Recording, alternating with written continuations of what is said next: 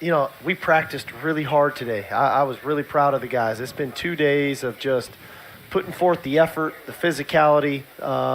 We weren't perfect. That's okay. That's what practice is for. Practice is there to fix the things that need to get fixed. That's why we have our meetings. But the intention in which we've practiced the last 2 weeks has been something that I've been really, proud of the guys for. Your players have discussed this over the last couple of weeks, how, and you mentioned it as well. I remember last Thursday saying our best week of practice to this point. Players said the same thing. I've heard Casey Thompson talking about it the other day, saying that, when you have the kinds of weeks of practice that we had, you can only get better. And I know that it's not necessarily the loss at Arkansas that spurred that. By the same token, I know that you and the staff were really urging them to make sure they rededicated themselves after that. Yeah, and I don't necessarily think that they weren't dedicated to it all. I think sometimes when you have early success like we did in that first ball game against Louisiana, you think, okay, well, that worked. We're good enough. Let's just kind of keep it status quo, and that'll work the rest of the way. If nothing else, subconsciously, yes, right? And then naturally what happens is change is inevitable. You either are striving to get better and ultimately get better, or you'll gradually start to slip and slide and get worse. And then other teams keep getting better.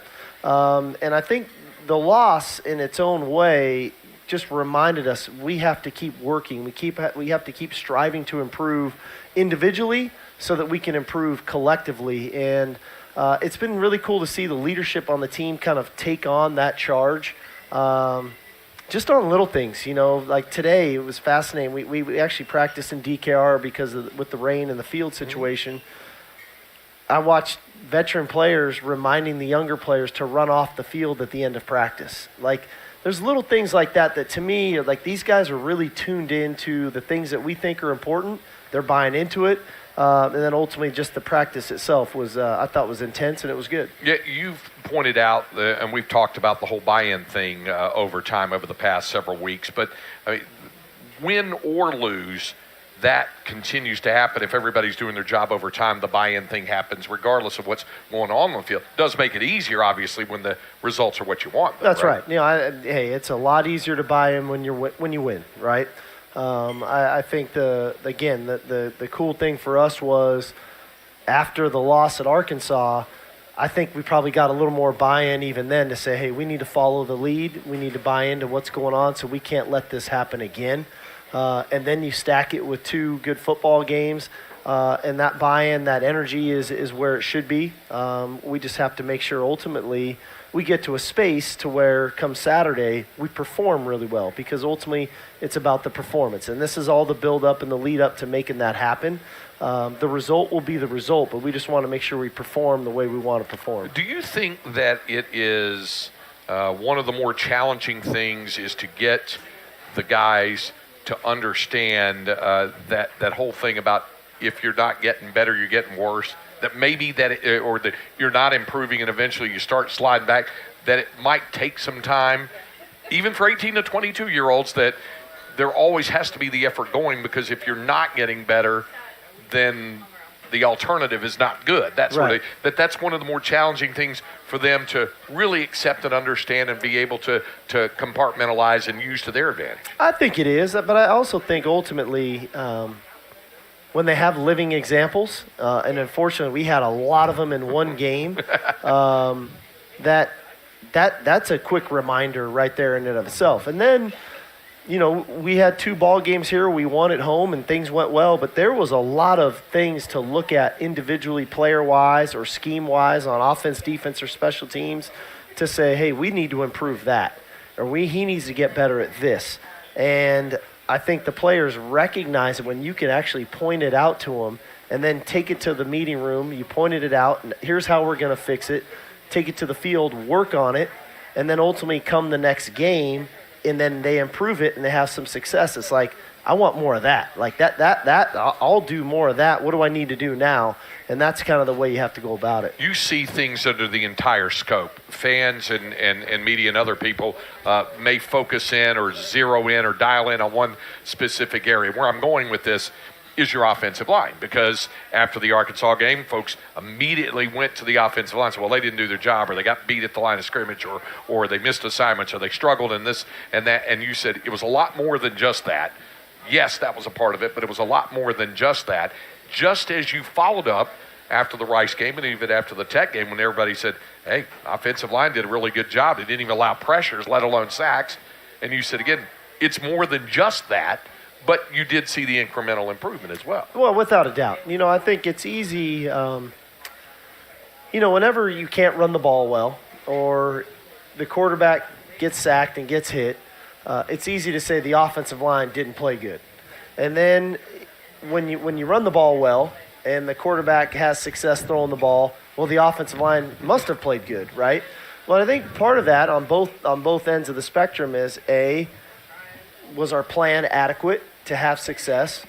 B, were we getting open down the field so that the quarterback could get rid of the ball on time? C, were the runners running where they were supposed to go so that we could have those runs? And then D, ultimately, was the quarterback managing the runs and the passes and the game plan and what we were trying to do? So it's all encompassing, but at the end of the day, I've said this all along, the game of football is won and lost up front. And we are definitely much improved of what we're doing up front. I think the guys are much more cohesive than they've been, but I think their intent is better. I think not only are we blocking the right people more consistently, I think we're sustaining those blocks and we're finishing those blocks, and that's creating the running lanes. And that is the technique thing that I've heard you refer to, whereas some folks would say, well, yeah, they did better because they were playing Rice and Texas Tech. They weren't playing Arkansas. But there are things that you and Coach Flood recognize about technique and being lined up properly and aligned properly and the cohesion you speak of. Those things, regardless of the opponent, are very, very important, and that's where you've seen the improvement, right? Without a doubt. I mean, I think there's been major improvement that way. I think there's been confidence built in that group as well. And like anything, when you don't play well as a team, the first thing I do as a coach is self-analyze. Did I do everything in my power to make sure I was putting them in the best position to have success? And not just on game day, but was the plan right at the start of the week? Did we practice it enough? Did we do it enough to where they had the confidence to go do it? I don't know, because obviously that didn't work that day. But the last 2 weeks it has. I think the formula is right to where we need to be. And now we're kind of in the back end stages of this week. And it's like we had this plan, we're practicing these plays, but ultimately now – for myself, over the next, 2.5, 3 days, what am I going to call and when and how and who's in the game and who am I asking to do what is really where my mind starts to go. The plays are in the game plan now. Now it's about the play calling aspect of it all and then the potential adjustments that need to be made in game based off of what TCU could do. Is it safe or fair to say that in as much as folks would evaluate what goes on with a specific area of the offense or defense every week, you two and your coaching staff are doing self-evaluation every week? Every week, every Sunday. We dig right back into it. And, let me give you an example from last week's game against Tech. The one play I can't get out of my head from last week's game was Casey's interception. Not because of Casey throwing that ball and maybe he shouldn't have thrown it and all that, I didn't think I put him in a very good spot and situation as the flow of the game was going. We had a lot of momentum. We were playing really well offensively.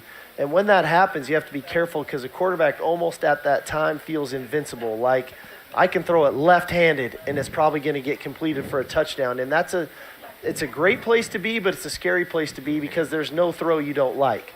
And I really thought about at that time potentially even running a screen, running the football, taking the 3 points, letting Dicker get out there, taking 3. But I got a little over-aggressive too. And, maybe we could have hit something else earlier in the play, but it put Casey in that position. We turned the ball over and kind of sapped a little bit of our momentum after the turnover. So that was already in my brain by the time I just got done singing our fight song and walking in, and it was like, that was what was on my mind. That's so the moment that was in your that life. was on my mind. I wasn't thinking about it. I was like, damn, I screwed that up.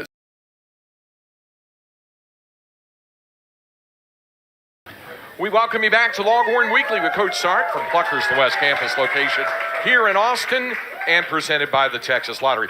You were asked a question at your news conference on Monday, and I know I'm paraphrasing here, but I was interested in your response when you were asked with regard to your switch of your starting quarterback, did it make you a more aggressive play caller necessarily? And you weren't necessarily going down that road. So no, it depends on any number of variety of things, but you talked about the comfort and security you feel in whoever's taking the snap at the time to execute what seemingly will work, and also knowing what the limitations and capabilities are of the given quarterback, in this case being Casey. Yeah, I think, a lot goes into that. We practice plays throughout the week, and we're going through these plays, and pretty much the quarterbacks split their reps 50-50, and we try to practice all our plays with each guy so that they can see it, they can rep it, and you start to get a feel for the meetings, the conversations, and things of that nature. And so that call sheet kind of gets formulated. I start to prioritize some things on the call sheet, and then we ultimately meet with the quarterbacks Friday night. That's the last thing I do pretty much before I shut it down. And we kind of go through the call sheet, and they tell me what they like the most based off of third down, red zone, shot plays, whatever that is. And you're asking all the quarterbacks? I'm asking all of them. I don't ask one of them. I ask all of them. And we go through it. And then I kind of take that back, and then I kind of look at what I feel and what I believe. And there's a great feeling of knowing there's something I like a lot that they mark, that they like a lot. Man, that's something you can almost bank on is getting called tomorrow. I don't ever tell them what I chose or what I'm thinking, because I really want their opinion to be their opinion, not trying to appease me, but what do they really like? And then when you can get to that point, then come game day, you try to call the plays based on the scenarios that are coming up in the game, based on the flow of the game, based on the looks you're getting from the defense, and then what matches, what they like and what I like, to try to give us the best chance to have success. How different would you say? I mean, clearly it's different, but I'm just curious into the time load breakdown just on a game day. The difference for you, say, from a year ago as a play caller on the sideline in your role, as opposed to this year, your role in calling the plays, but you're also the head coach. How different is it for you in terms of how you compartmentalize your time that you have to devote to calling the plays offensively, and when the other team has the football, being involved as you are with PK and the rest of the defenses? Yeah, I'm definitely always on with the defense when we're on defense, and I try to be as helpful as I can be based on some of the things that I'm seeing. The one benefit probably for me on offense now is I'm in year 5 with Kyle Flood as our offensive line coach. I'm in year 3 with A.J. Milwee working with me with the quarterbacks and being my eyes upstairs. I'm in year 3 with Jeff Banks as our tight ends coach, but also as our special teams coordinator. So there's a lot of cohesiveness there, and they know what I need and what I'm thinking and what I want. I think the offensive staff does a really good job of getting the information compiled after every drive, and then they hand me the sheet with what occurred on that drive, and then I'm able to quickly kind of analyze it and then start prepping for the next drive as I'm with the defense at that time. And if I directly need the offensive guys, I just click over and talk to them. So probably the biggest difference for me now is not sitting on the bench talking to the players directly, and that takes a lot of trust, because I'm asking Stan Drayton, Andre Coleman, Kyle Flood, those guys to get to the players and, hey, remind so-and-so this, remind them that. Hey, guys, I'm going to run this play next series, get them ready for it. That dialogue, I'm counting on them having those conversations that I was used to having a year ago. That's where I was going next. I started to say the working relationship you have with Coach Flood, Coach Banks, and Coach Milwee does shorten the curve. Doesn't it make it a little bit easier in the working relationship with Coach Drayton and Coach Coleman?